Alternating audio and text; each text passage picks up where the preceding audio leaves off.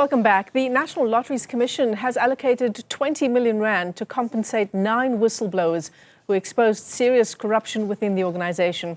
These individuals, many of whom were either forced out or faced disciplinary action for speaking out, are now set to receive reparations. According to BusinessDay Live, Trade, Industry and Competition Minister Tau responded in writing to a parliamentary question posed by MP Rooyen that the compensation money would be drawn from the Lotteries Distribution Trust Fund.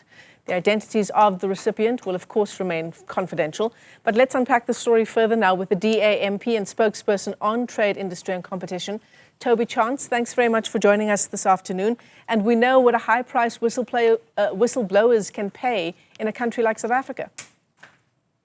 They certainly can, Michelle, and thank you. This is a positive development. And certainly the DA supports the decision by the National Lottery Commission to pay out these sums. We're not exactly sure who the people are. They're remaining anonymous. They have sent, or at least they've signed NDAs, non-disclosure agreements, with the department and with the National Lotteries Commission. But I think it shows that there is a willingness by the National Lotteries Commission to admit that they were mistaken in the way in which they handled these whistleblowers. And don't forget that they spent almost 70 million rand on legal fees to defend the Commission against these employees and other people who were trying to blow the whistle. And it has resulted in something in the region of 2 billion rands worth of illegal grants being investigated by the Special Investigation Unit. So very much a positive development. Yeah, so 20 million divided by these 9 whistleblowers will amount to about 2.2 million rand each, which sounds like a lot of money to most of us. But these people were either suspended or dismissed from their jobs. They even had to incur costs, legal costs, to try and defend themselves. So really, this might only partially cover those reparations that are actually needed. Yeah, we don't exactly know what the split is between the 9 people. Some might be receiving more and some less, because obviously their circumstances were different. They had been for different lengths of time as employees of the Lotteries Commission, and obviously earning variable salaries. But the point is, they have been recognized, and I think it's very important also that it's not just the financial compensation, it's the non-financial. So they have to be acknowledged as having been in the right, and for example, they need to be given reference letters. If they need to get a job, they need to be given the reference letters by their employer to say that this was what they did and they were grateful. So the other point is that there are many communities out there who were abused. There were dodgy grants issued for people who had nothing really to do with them, and communities have now got buildings and facilities which are partially completed, and the National Lottery Commission, I think, is also committed to getting those fixed. So this is not the end of the story. This is just the beginning of the story. And I think that the Portfolio Committee, will certainly be asking questions of the NLC in the coming weeks as to what further progress is being made with these 9, as well as other ones that necessarily haven't been included in that 20 million. I mean, corruption at the National Lottery Commission, Toby, has been described as a crime of greed perpetuated by officials and collaborators.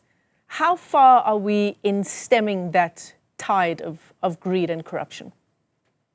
I think that we are quite a long way down the road. I certainly have confidence in the board and the administrator, Jody Scholz, who I think are committed to solving this problem.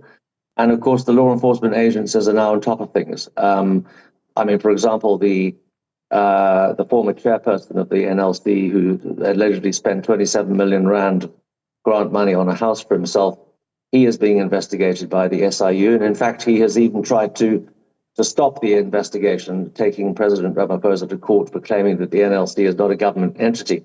I don't think that case has any chance of succeeding. So it's a long, drawn-out process. And I think that what's important is that the test case of the NLC has to be replicated in other departments, not just within the DTIC, but across the country. And I'm very pleased to report that today, in the committee meeting we've just come out of, when the DTIC was presenting its 5-year plan, that they have set a target of whistleblower allegations being investigated within 60 days. And that's a huge step forward if they can achieve that.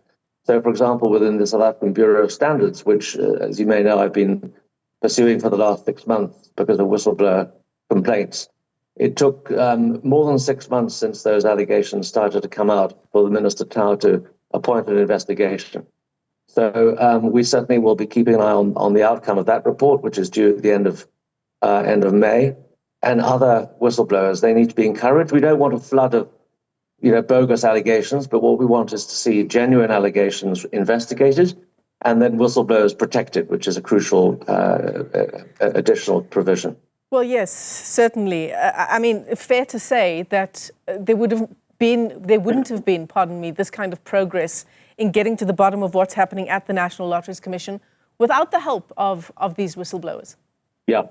So one of the problems with the Protective Disclosures Act is that it doesn't basically stop companies or institutions from closing down whistleblowers if they're internal to the organization. There has to be some place where whistleblowers can go where their position is not threatened by senior members of staff or executives who themselves might be implicated and who are just trying to close things down by victimizing the victims, if I can put it like that. So it's very important. And I know the Department of Justice is busy with a Whistleblower Act.